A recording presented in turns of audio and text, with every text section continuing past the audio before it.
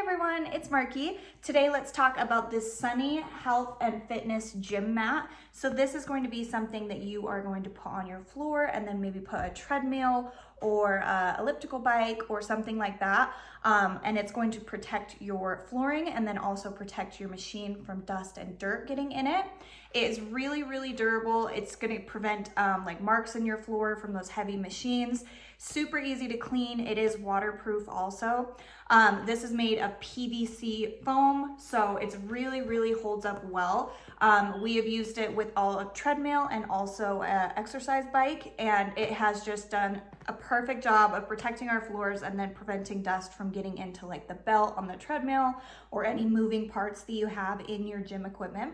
So give me 1 second, I will roll this out so you can see what it looks like, and I will be right back.